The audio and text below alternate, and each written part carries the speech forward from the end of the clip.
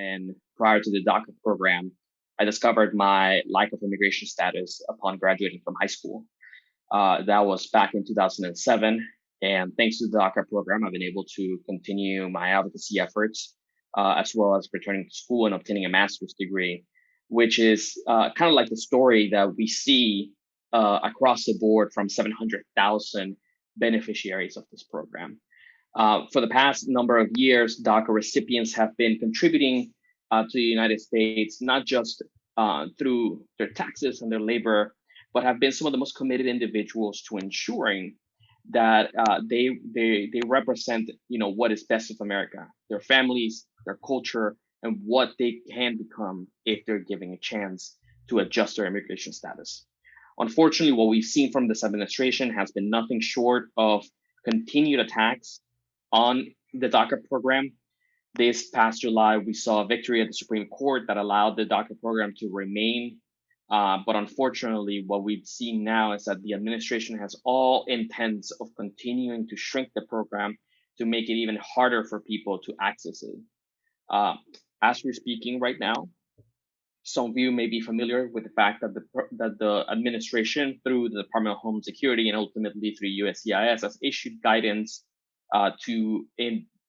cut the program in half, basically rendering a benefit that is now active for only 1 year instead of 2 years, as it originally was stated, which means that the increase in fees, $495, will now be doubled, which is a significant barrier for a lot of beneficiaries, especially in rural communities, and especially those who are currently navigating the higher education system as I once was. I say all this to kind of paint the backdrop that what we've seen thus far is this relentless attack against this particular community, short of 1 million individuals, but also no indication that there is any credible plan that wouldn't be tied to enforcement by the Trump administration or by the Republican Party thus far. We have seen a majority of, we've seen a variety of different bills come and go, but none have essentially been given the green light to kind of circumvent a lot of the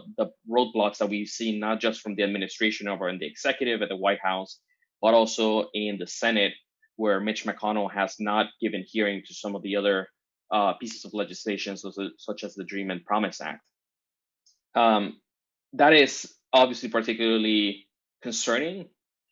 for myself and also for a lot of people who have worked on this issue for a variety of different issues. For a variety of different periods of time. And I think what the panorama looks ahead for the DACA program specifically, at least in my view, is under a second term of the Trump administration, is the potential repeal of the program, with the threat that if the country or the Democratic Party does not accept higher immigration restrictions, that this program will ultimately go away, and the individuals currently benefiting under it could be subjected to deportation. Similarly, we may see perhaps other proposals that include baking in the DACA program into whatever plans, nefarious or otherwise, the administration may have to try to pass it through Congress and try to essentially use it as a bargaining chip for any other number of policy issues that they may try to add to their policy agenda during a second term.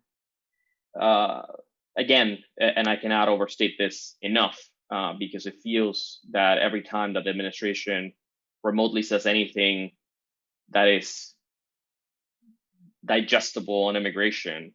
it tends to mean that people try to essentially turn the other way and figure out whether or not the president is going to flip on the issue, or if they're going to be kind to immigrants. And what we've seen for the past 4 years is anything but.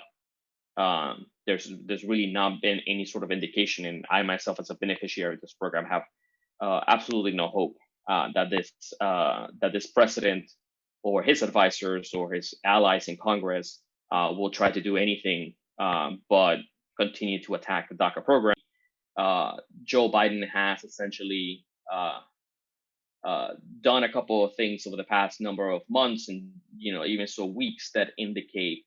a much more different approach than the one that the Trump administration would take under a second term. Number one is essentially the continuation of the DACA program, which to a lot of people sounds like a good thing. However, it does not, take us out of the fact that there are or there would be likely additional legal challenges uh, by means of other attorney generals or potentially red states to attack the program or continue to attack the program. And I think that this is worth noting. The fact that the Obama and the Biden administration back, from 2008 to 2012, really had a very tragic record and destructive record in immigration when it comes to deportations. And it was somewhat refreshing seeing the former vice president acknowledging, that record and trying to apologize for it. Only time will tell what a Biden administration will ultimately end up doing, but the contrast couldn't be clearer, given that it was, under the Obama administration in 2012 that the DACA program was, conjured into existence. So I think that we're obviously at a crossroads when it comes to this issue.